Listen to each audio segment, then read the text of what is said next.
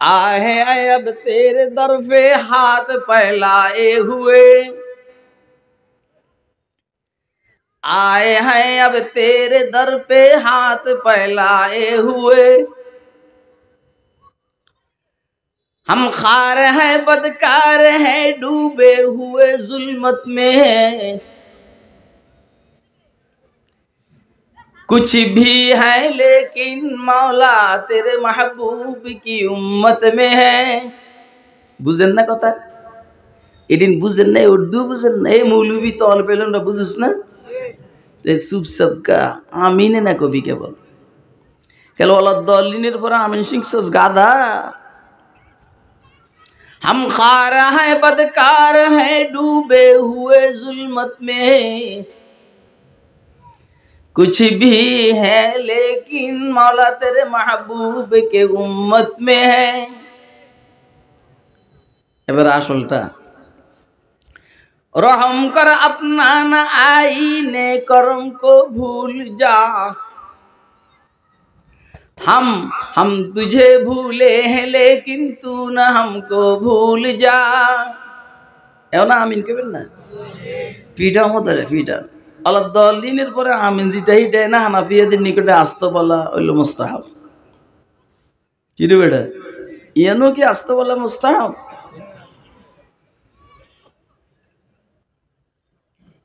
আল্লাহ আল কারিয়া কর্ণগুহরে প্রচন্ড আঘাতকারী যে আওয়াজ, মাল কারিয়া সে আওয়াজ কেমন যেটা মানুষের কর্ণের কানের ভিতরের পর্দা ফাটিয়ে ফেলবে, সে আওয়াজটা কেমন? এটা কিয়ামতের নাম। কিসের নাম? এদিকে খেয়াল করেন, অন্যদিকে তাকাইন না, আমার দিকে। এই মুহূর্তে আমার চেয়ে সুন্দর কোনো মানুষ এখানে নাই, কারণ আমি কার কথা বলতেছি? বলেন কার কথা? এবং আল্লাহ পাকের কালামের তাফসীর নিয়ে আলোচনা চলছে, এই জন্য আপনি অন্যদিকে তাকাইন না, এদিকে তাকান।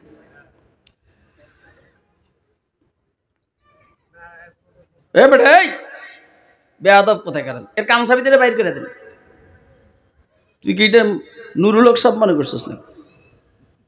এটা উজানির জিনিস বেটা,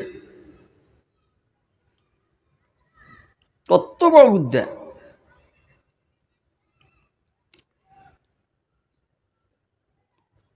হাফেজ জালালউদ্দিন সুয়ুতি রহমতুল্লাহ আলাইহি আল ইতকান ফি উলুমিল কোরআনের মধ্যে কিয়ামতের 10টি নাম উল্লেখ করেছেন। কয়টি? ওইখানেও আমি দেখছি। আবার আমাদের দারুল উলুম দেওবন্দের শেখ তাফসীর আল্লামা শামসুল হক আফগানী রহমতুল্লাহ আলাইহি উলুমুল কোরআনের মধ্যে ওই কমপক্ষে 10টি আনছেন। তার মধ্যে এক নাম হইল ইয়াউমুত তাগাবুন, এক নাম আজিফা, আর এক নাম কিয়ামা, যেটা এখানে হইল আল কারিয়া। এরকম 10টি। আলহামদুলিল্লাহ প্রত্যেকটার ওয়াজে তাসমিয়া যদি আমি বয়ান করি, ভিতরে ঢুকা অসম্ভব হবে, বাইরে বাইরে ঘুরে ঘুরে চলে যেতে হবে। এই জন্য শুধু যেটা নিয়ে আমরা আছি সেটা। কিয়ামতের এক নাম আল কারিয়া, কর্ণ গুহুরে করাঘাতকারী আওয়াজ, যেটা কানের পর্দা ফেটে ফেলবে, ফাটিয়ে ফেলবে। পৃথিবীর যত আওয়াজ হোক, কানের পর্দা ফাইটা যায় না? গ্রেনেড হামলা হয়েছে আওয়ামী লীগের অফিসের সামনে, হাসিনার কানে একটু সমস্যা হয়েছে কিন্তু পর্দা ফাটে নাই। কথা কয় না? অথবা পাটছে, চিকিৎসা হয়েছে। কিন্তু কিয়ামতের যে প্রচন্ড আওয়াজটা, ইসরাফিল আলাইহিস সালাম সিংহে ফুঁক দিবেন, এরপরে যে পর্দা ফাটবো, ডাক্তারখানায় থাকবো নি। কথা কয় না? চিকিৎসা তাইলে আল কারিআতু মাল কারিআ ওয়া মা আদরাকা মাল কারিআ। এবারে সব বাদ দিয়ে আল্লাহ রাসূল আকরাম সাল্লাল্লাহু আলাইহি সাল্লামকে লক্ষ্য করে বলছেন, আপনাকে কে বলবে কারিয়াটা কেমন হবে? কর্ণকুহরের প্রচন্ড বেগে আঘাতকারী যে আওয়াজ হবে, এটা সম্পর্কে আপনাকে বলবে কেডা? কারণ এই আওয়াজের পরে তো পৃথিবীতে কেউ থাকবে না।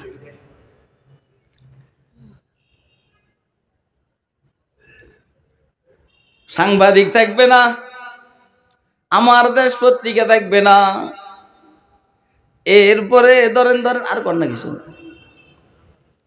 নয়া দিগন্ত থাকবে না, হ্যাঁ, ইনকিলাব থাকবে না,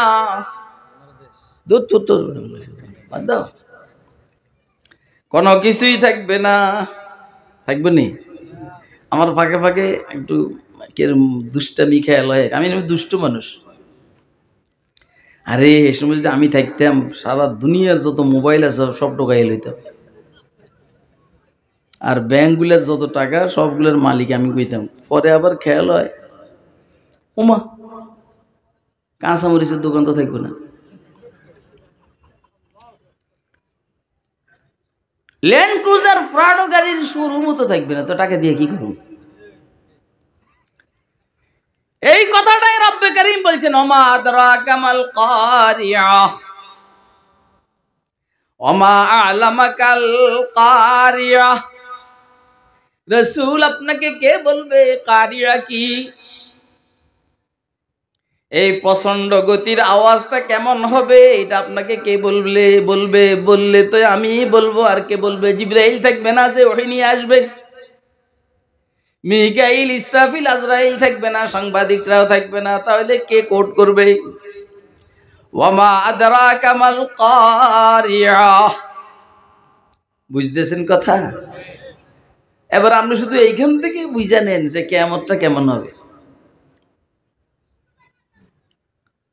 ওই কাপড় খরিদ করবার লেগে যাবে, ওই বেচারারা কাপড় দেখাইতে থাকবে আর কাপড় চয়েস করবে, এখনো বিক্রি হয় নাই, হবে হবে ভাব, কাপড়গুলা গুছাইবার সুযোগ পাবে না। হযরত ইসরাফিল আলাইহিস সালাম সিংহে ফুঁক দিয়ে দিবেন, আস্তে আস্তে বাড়াবো। এখন তখন পর্যন্ত কিন্তু বাংলাদেশিদের হাতে মোবাইল থাকবে, আমেরিকা, রাশিয়া, চীন, জাপানিদের হাতে মোবাইল থাকবে।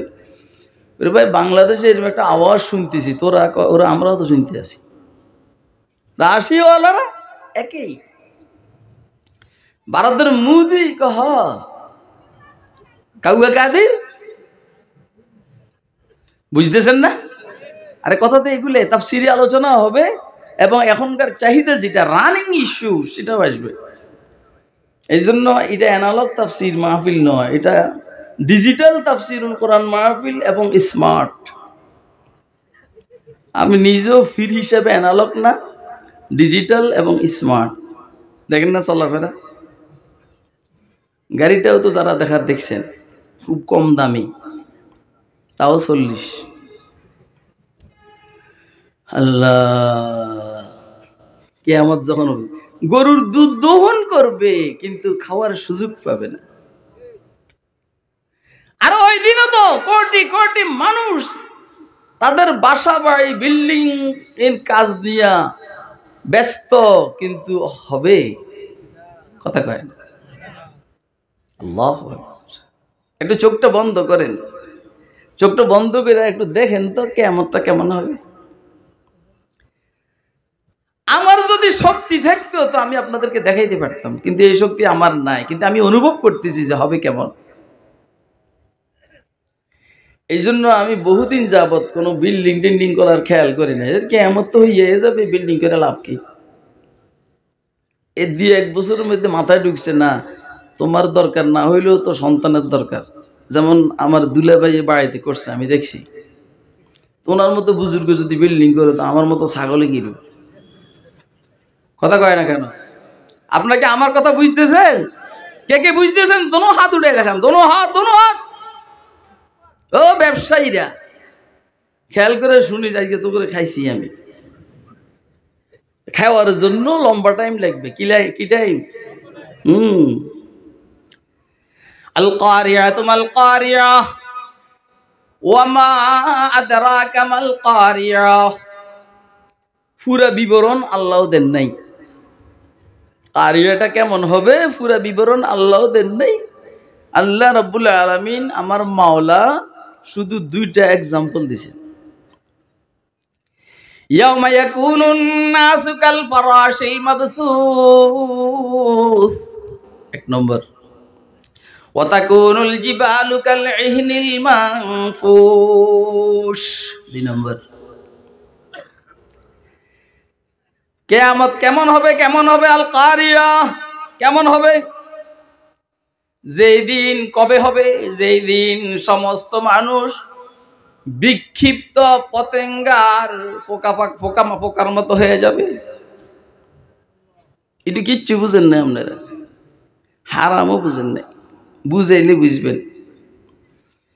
ইয়াউমা ইয়াকুনুন নাসু কাল ফারাশিল মাবসুস,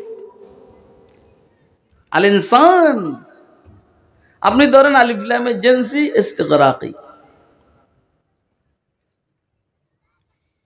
বেশির থেকে বেশি এত দূর মখসুস মিনুল বাজ, আম মখসুস মিনুল বাজ। এই আগে কথা আরো সামনে আয় বেটা,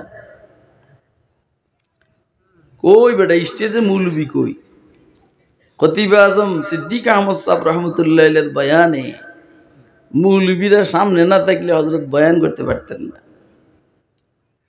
আমাদের আকাবেরদের কিছু প্রতিচ্ছবি আল্লাহ বন্দার উপরে না ফালাইলে বন্দা পারে না। ইয়াউমা ইয়াকুনুন নাসু কাল ফারাশিল মাবসুস, যত মানুষ সরকারি দল, বিরোধী দল, শিক্ষিত অশিক্ষিত, ধনী গরিব, বাংলাদেশি, পাকিস্তানি, সৌদি আরব, আমেরিকা, রাশিয়ার মানুষ সব বিক্ষিপ্ত প্রজাপতির ন্যায় হয়ে যাবে। বুঝেন না এই কথা? এখনো ভালো করে বুঝেন নাই? যত বড় আওয়াজ গুলো, বুড়া মিয়া, এই বুড়া মিয়া, কি আপনি মাথা ঘুরে জিমাইতেছেন? কি মাথা ঘুরে? জিমাইয়েন না, কথাগুলো শুনেন। কথাগুলো শুনলে লাভ হবে। অনেকে ওই যে অনেকের দেখবেন আলোচনা, জামিলার আওয়াজ আলোচনা, তো যাই গিয়া কি কয় কিচ্ছু বুঝি না। তুই কি বুঝবি? এটা তোর মাথা কিছু আসেনি পায়খানা ছাড়া?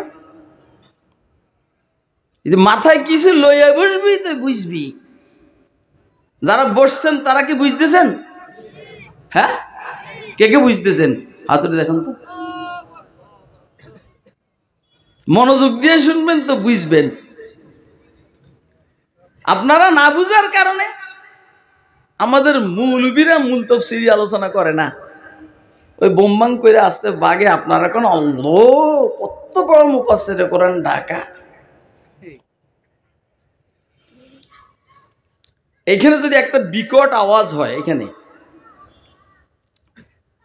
বলেন তো কতজন বসে থাকবে? একটাও না। এভাবে বললেন না আপনি। আপনার বিশ্বাস নইলে আওয়াজ একটা দিয়ে দেখেন না, দিয়ে আমি বসে থাকিনি। আরে আপনি আপনাকে নিয়ে বলেন যে আমি বসে থাকবো না, আমি দৌড় মারব। কথা কয় না কেন? আপনি আল্লামা নুরুল হকের ব্যাপারে একথা বলবেন কেন যে উনি বসে থাকবে না? আপনি ওনার কলব আর দিল সম্পর্কে কি জানেন? আপনি আল্লাহর নালায়েক গোলাম খুরশিদ কাসিমিকে আল্লাহ যে হার্ট দান করেছে, কলিজার গুদ্দা দান করেছেন, সেটা কি আপনি ভাবছেন?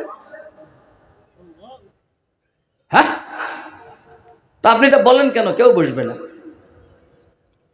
হ্যাঁ, যাদের চিত্ত মজবুত, হার্ট শক্তিশালী, এরা বসে থাকবে। কিন্তু সোরামার্কা আওয়ামী লীগ, সোরামার্কা বিএনপি, জাতীয় পার্টি লেজ তুলে দৌড়াইতে আরম্ভ করবে। কথা কয় না কেন? যারা বসে থাকার তারা বসে থাকবে। সামান্য একটুতে তোরা দেশ দেশ ছাইরা পলাইছস, সামান্য একটুতে হুডানি দিয়ে আইছস, কইছস খেলা হবে। এই ছেলে, এই বাট, একদম থাবড়াইয়া দাঁত ফলাই দিন ধরে। পরে জানাম যে আপনারা এখানে আরো দিয়ে একবার আমি আসছি না, সেই সময়ের মেজাজ আর এখনকার মেজাজ কি একরকম? তখন কি আলোচনা করছি এটা আমার স্মরণ আছে। আলাম নাশরাহর উপর আমি আলোচনা করছি। আজকেও এটা আইছিল, পরে কইলাম না আমি তো এটা আলোচনা করছি, আজকে আরেকটা সোজা বসে থাকবে। কয় সবার আগে ওই নির্মাইয়া ভাঙছে, শুধু ফোলা মানে চিল্লেছে কে? হ্যাঁ, বৈষম্য বিরোধী ছাত্র জনতার আন্দোলনের মুখে 5 আগস্ট দেখছিনি কোন রকম কেবল যান বাঁচাইয়া ফলাইছে। তিনে বেটি পেলে কত বড় সাহসী বাপের মাইয়া। ওই আমাদেরকে যখন সমানে গ্রেফতার শুরু করছে, আমরা কি দেশ ত্যাগ করছি? আমাদের মৌলবীদের মধ্যে কিছু মোহাম্মদপুর ত্যাগ করছে। হ্যাঁ আমি জানি, আমার মামুনে হাতে একখানে চুপে চাপে ফলাইছে জামে রহমানিয়ার একটা গোপন রুমে। আমি কইলাম যাই তুই যে যেন বইছস থাকস যেন ফলাইয়া, ওরা জানে না? কয় জানে তো। তুই যেন ফলাইছো যে? কয় আমার হজরত আমার খুব মহব্বত করে শ্রদ্ধা করে, আমি তার খুব আদর করি, এই জন্য সারা বাংলাদেশে ওরা তুই বলেন না, দ্বিতীয় কোনো মৌলবী নাই। কইলাম যে তুই এনে ফলাইছিস, এরা তো জানে। যতক্ষণ থামন যায় আর ওইখানে বসে থাকতো না, আমার জমায়েত শুধু ওইখানে পড়তো। আর অন্য যারা মনে করছে যে গ্রেপ্তার হবে না, বিশেষ করে আমার ভাই মাওলানা মাহফুজুল হক, সে ঘুরে ফিরে থাকতো। আর না হলে মোহাম্মদপুরের কোনো মৌলবী মোহাম্মদপুর ছিল না। যারা ছিল দুই একজন, এরা 7 মসজিদে জামাতের সহিত নামাজ পড়তো না। আমি যেদিন গ্রেফতার হমো জোহরের পরে আসরের আগে, ওই দিনও জোহরের নামাজ আমি 7 মসজিদে জামাতের সহিত পড়ছি আলহামদুলিল্লাহ। হেরা আমার লগে মুসাফা করতো, হঠাৎ করে আইসা দিয়ে মুসাফা করে, হজরত কেমন আছেন? আমি বুঝতাম যে এরা হেরা, এরা বলে এরা হেরা না, গ্রেফতার করবো এরাই।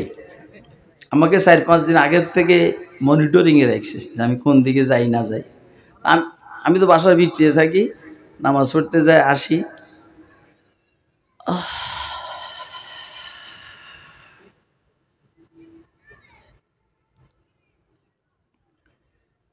আমার গ্রেফতার পরে জিজ্ঞেস করছে যে আপনি লম্বা ইতিহাস এটা নিলে তফসির হইব না, কই যে আপনি আঙ্কেল। আমি কই আঙ্কেল কসকা, বাবা ক আঙ্কেল কসকারে বাবা না কই। আমার এই দেশে কেউ আঙ্কেল কয় না, কইলে বাবা কয়, নাহলে দাদা কয়। দাদা মানে বাপের বাপ, আর নাহলে দাদা ভাই, যেটা ভাল লাগে এটা কয়ছা বাবা বাবা।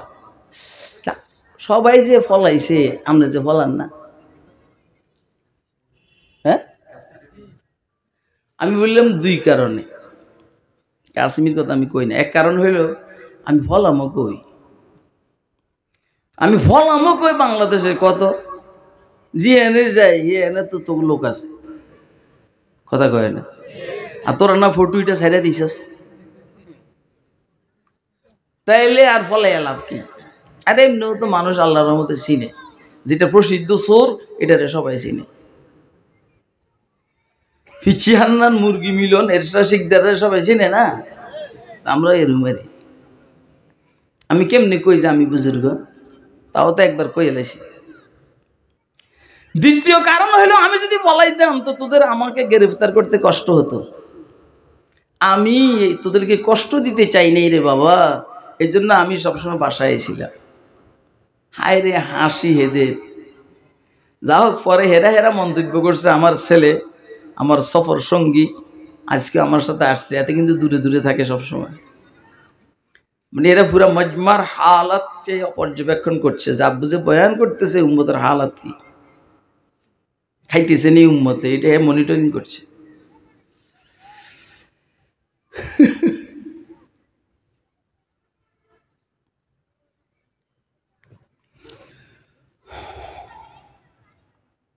যা হোক খায়ের, সামনেরটা আল্লাহ বলাইতে চাইতেছেন না, তো না চাইলে আমি বলবো কেন?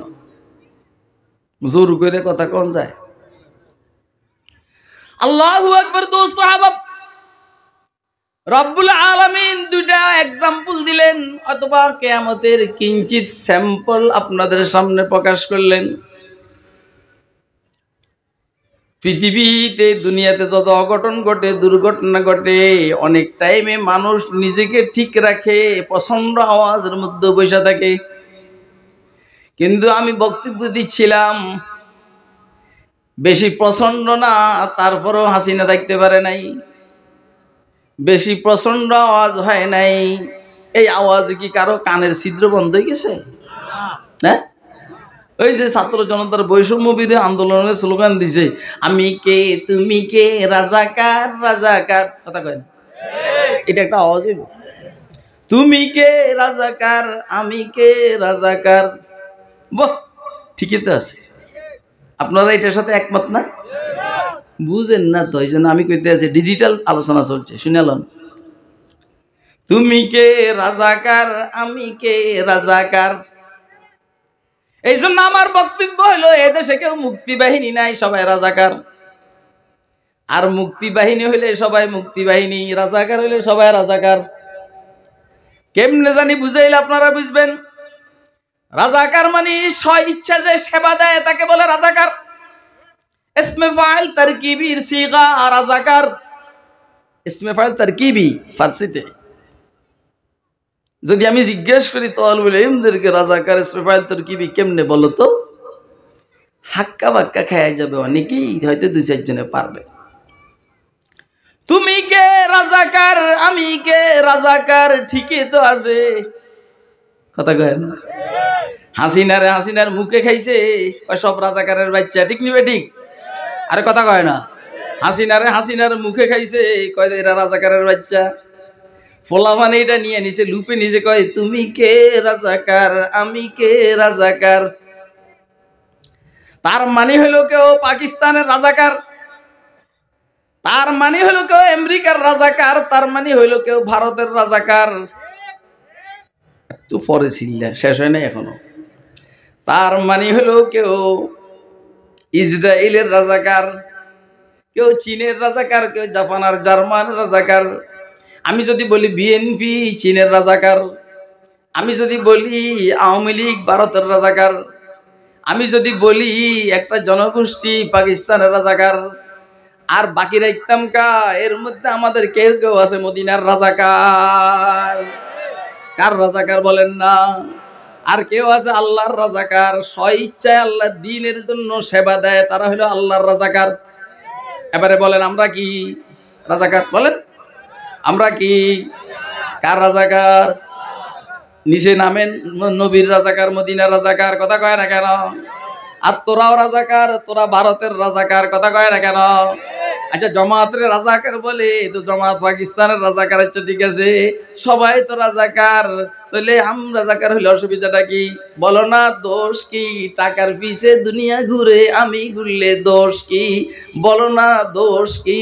তুমি ভারতের রাজাকার, আমি পাকিস্তানের রাজাকার, আবার ও হইলো আমেরিকার রাজাকার, ও হইলো চীনের রাজাকার, ও হইলো আল্লাহর রাজাকার, ও হইলো রসুলের রাজাকার। এখন জিজ্ঞাসা হইলো আল্লাহর রসুল মদিনার রাজাকার হওয়ার জন্য কারা কারা তৈরি আছেন? হাতুড়ে দেখান। আদুড়ে সবাই মিয়া আয় না, মৌলবীগিরি দেন না, মৌলবীগিরি দেন না মিয়া, কথা কইতে পারে না। আমার গাড়ি কোন জায়গায় এটা বলা হইতে আছে, এটা একটা বারো মৌলবী বলে নাই যে আলহামদুলিল্লাহ। আমার গাড়ি কাছাইলে একটু আলহামদুলিল্লাহ কব না?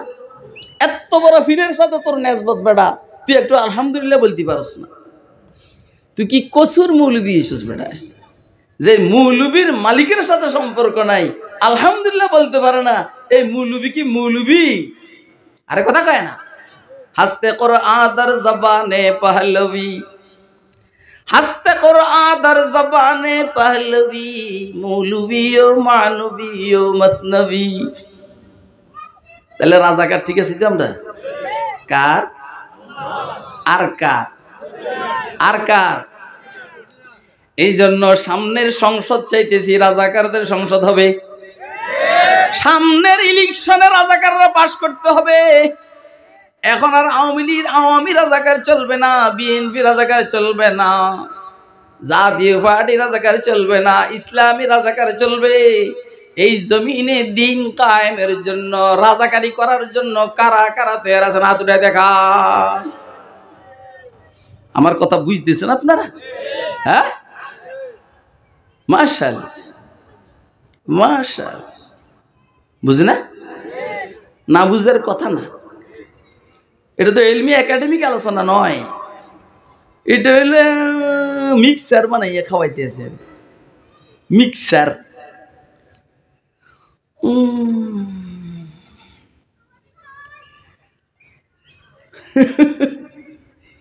তাহলে পৃথিবীর যত প্রচন্ড আওয়াজ হোক না কেন, যাদের চিত্ত মজবুত তারা কিন্তু দৌড়াদৌড়ি করে না, বসে থাকে। এইখান থেকে আমার কথা ওইদিকে মারছে, ওই মাছের মতো কান্না হাঁটা, যে হাসিনার চিত্ত এত দুর্বল, সামান্য তুমি কে রাজাকার, আমি কে রাজাকার।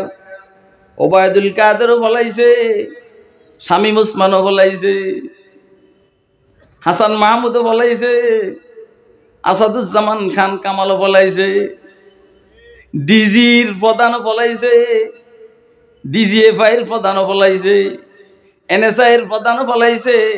ওই আমরা তো 2021-এ যখন গণগ্রেফতার শুরু হয়েছে, আমার জানা মতো একজনও বলাই নাই। কথা কয় না কেন? নাইলে আমাদেরও তো উমরায় যাওয়ার সুযোগ ছিল। আমেরিকা আমাদেরকে জায়গা দিবে না যে বুঝলাম না, দিত, কারণ আমেরিকার সাথে এই ফেতনির সম্পর্ক খারাপ হয়ে গেছে। কথা কয় না কেন? আল্লাহ যা করে ভালোর জন্য করেন। এই জন্যই তো আমাদের বড় ভাই দোস্ত ডক্টর ইউনূস প্রধান উপদেষ্টা মৌলবীদের দৃষ্টি আকর্ষণ করছি। মৌলবী ডক্টর ইউনূস সে সুদ খায়, সেই সুদের শুরু করছে, এটা তার ব্যক্তিগত বিষয়, হয়তোবা সমাজের উপর একটু প্রভাব পড়ছে। কিন্তু বলেন এখন যে ডক্টর ইউনূসের যে সিদ্ধান্তগুলো, এটা কি দেশের জন্য উপকারী না ক্ষতিকর? বলেন না।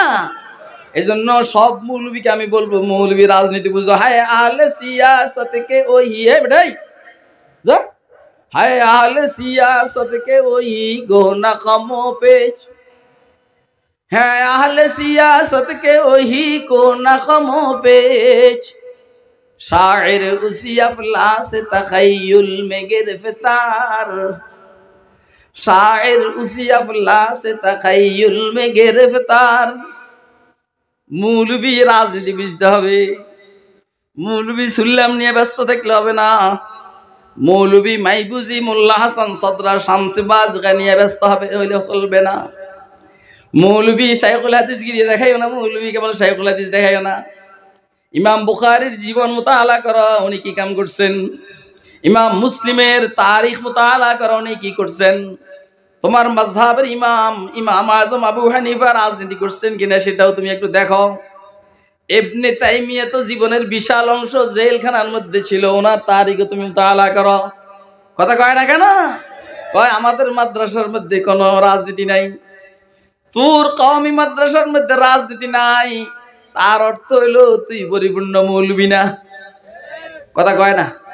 আপনারা আমার কথা বুঝেন? কে কে বুঝেন হাত তুলে দেখান। আলহামদুলিল্লাহ, আমি একজন রাজনীতিবিদ, পলিটিশিয়ান। এখন তো আমাকে বলে বর্ষিয়ান রাজনীতিবিদ, আবার অনেকে বলে বিশিষ্ট পার্লামেন্টারিয়ান। কথা কয় না?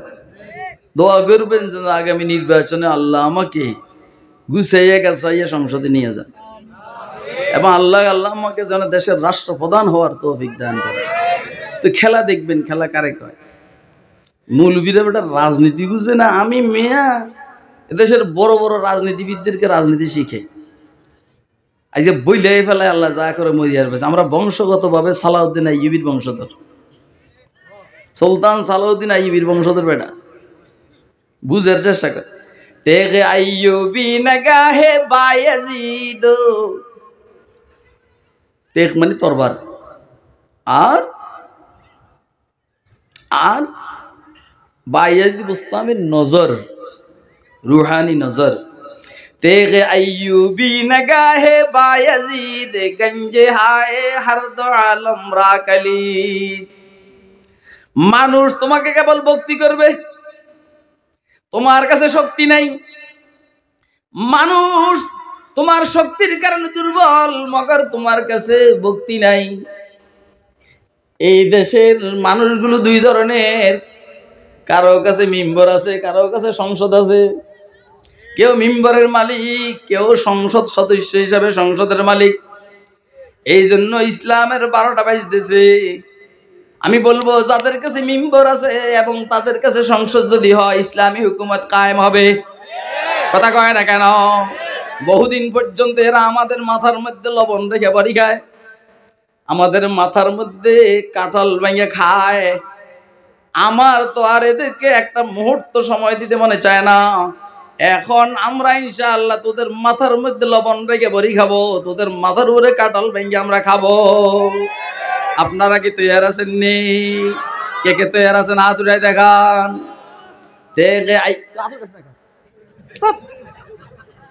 মূল বিক্রি দিয়ে আসবে না। तेरे अय्यूबी नगाहे बायजीद गंज हाय हर दो आलम रा कलीद। ভালো করে বুঝার চেষ্টা করবেন। আমরা চাইতেছি আগামী সংসদ যেন ইসলামী সংসদ হয়। কথা কয় না? আমরা কাদিয়ানীদেরকে অমুসলিম ঘোষণা করব। হ্যাঁ, আমরা ভিক্ষা চাইতে হয় উপদেষ্টাদের কাছে। কাদিয়ানীদেরকে সরকারিভাবে অমুসলিম ঘোষণা করার জন্য আমরা ভিক্ষা চাইতে হয় উপদেষ্টাদের কাছে। পিছনে বহুত আমরা ভিক্ষা চাইছি আওয়ামী লীগের কাছে, বিএনপির কাছে, জাতীয় পার্টির কাছে। আমার আর ভিক্ষা টিক্ষা ভালো লাগে না। আলিয়াদুল উলিয়া খায়রুম মিনাল ইয়াদিস সুফলা। উপরের হাত নিচের হাতের থেকে দামি। এখন আমরা ভিক্ষা চাইবো না, ইনশাআল্লাহ ভিক্ষা দেব। কথা কয় না কেন? যদি কেউ কিছু করতে মনে চায় তো আমাদের কাছে চাইবে। আমরা কিছু করতে মনে চাইলে কার কাছে চাবো না। এই জন্য সংসদের মধ্যে আল্লাহর বান্দাদেরকে পাঠাবেন। আমি বললে হয়তো উনি সমর্থন করবেন না, কিন্তু আমি প্রস্তাব দিতে সমস্যাটা কি? এই এলাকার থেকে যদি আমার দুলাভাই নির্বাচন করে, আমার মনটাই তো বলে সাইয়েদনা সিদ্দিক আকবর, ফারুক আজম, ওসমান গনি, হযরতে ওমর ইবনুল খাত্তাব, আলী মুর্তজা, এদের মতো একটা অবস্থার সৃষ্টি হবে ইনশাআল্লাহ। তো আমরা নিজেরা সংসদে বিল আইন পাশ করব। কাদিয়ানীরা কাফের কাফের, কথা ঠিক আছে নি? স্লোগান দে আমারে দে আমলাই, আমি ওয়াজ করুম, স্লোগানও দিমু। ঘটনা কি? হ্যাঁ, এনে নাই কোনো গাদা। ও আপনাদের কাছে আমার কথা খারাপ লাগবে, কিন্তু আসলে আমার কিছু করার না। আমার শেখ মুর্শিদ উজানি হযরত রহমতুল্লাহ বলছেন, যখন আমি সরেজামি পড়ি, উজানি নাজম সাহেবকে বলছেন, নাজম সাহেব খুরশিদের উপরে তো আইন লাগাইন না, এতে ম্যাচ গরম। আল্লাহ এরে বানাইতে গরম বানাইছে। হুজুরের বক্তব্য হলো খুরশিদ গরম, আল্লাহ এরে বানাইতে গরম বানাইছে। এরে বাইলে কোন রকম দাওয়ারা ফাঁস করে ছাইড়া দেন, দেখবেন আপনি খোঁজ করেও পাইবেন না। এটা মোবারক করিমের কথা। এখন এগুলার প্রতিফলন করতে আছে। আল্লাহু আকবার। দোস্ত আহবাব, এই আওয়াজ নাই। তাহলে পৃথিবীতে যদি কোনো প্রচন্ড আওয়াজ হয়, যাদের চিত্ত মজবুত, যাদের হার্ট শক্তিশালী, কলিজা বড়, এরা চুপচাপ থাকে, নড়াচড়া করে না। কথা কয় না? হ্যাঁ, নড়াচড়া। কিন্তু যারা 2 নম্বর দৌড়াইতে থাকে, গ্রেনেড হামলা যেদিন হয়েছে দেখছেন নি কি পরিমাণ দৌড়াইছে। ফেসিস সরকারের সাবেক প্রধানমন্ত্রী যদিও দৌড়াই নাই, কারণ দৌড়াইব কেমনে? মেয়র হানিফ তার উপরে এমনি হাফাজা করে পড়ছে, আর ওনার চেহারার দিকে আমরা তাকাইছি, উনি এমনি রয়েছে, মানে ভয় পেয়েছে। কি পেয়েছে? কি পেয়েছে? কি পেয়েছে? এই জন্য আপনারা এরকম ঠুল্লু শুনলে ভয় পায় দৌড়াইবেন, কিন্তু ভয় পাবো না। বুড়া কিন্তু ভয় পাবো না। হে কি কব? আর চে আজ দোস্ত আয়াত সারবে নে গরদান মাতা। ভয় পাওয়ার কিছু নাই, মালিকের পক্ষ থেকে যা সিদ্ধান্ত সেটাই হবে। কথা কয় না কেন? কিন্তু ময়দানে কিয়ামত সম্পর্কে রব্বে করিম বলছেন, ইয়াউমা ইয়াকুনুন নাসু কাল ফারাশিল মাবসুস। যত মানুষ জেনসে ইনসান আফরাদ ইনসান সব হয়ে যাবে বিক্ষিপ্ত পতেঙ্গার প্রজাপতির মতো, যে যেদিকে পাবে ছুটতে থাকবে। আমেরিকার দিকে ছুটার জায়গা নাই, কারণ আমেরিকা নাই।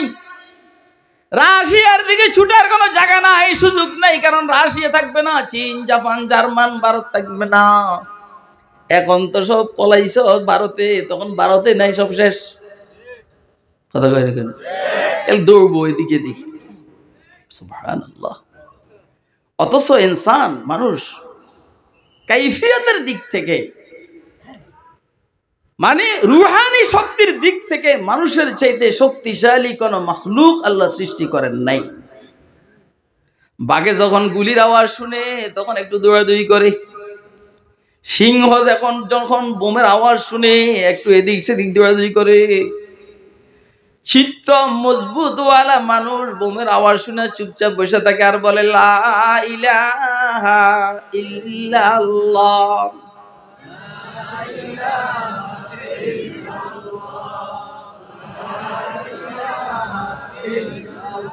লা ইলাহা ইল্লাল্লাহ, লা ইলাহা ইল্লাল্লাহ। এই শুনেন শুনেন শুনেন শুনেন, উম্মতের ওলামাদের কলিজা বড়, সাহস বেশি, কি লেগে জানেন? শুনবেন? বাদাম খাইও না, বুট খাইও না মিয়া, বসে বসে এরকম করে। এখন এটা হইল ওটি রুম, এখানে অপারেশন চলছে, আর তুমি অপারেশন অবস্থা খানা খাওয়া তো নিষেধ মিয়া, মোবাইল ব্যবহারও নিষেধ। তুমি বাদাম চাবা, আমার দেয়া মিয়া। বাদাম আমার আছে না? আমার বাদামের কেজি হইল 3000 টাকা, যেটা আমি খাই। গাড়িতে আছে আধা কেজি। বলে হুজুর আমার কত দেন না, বুঝতে আইসে।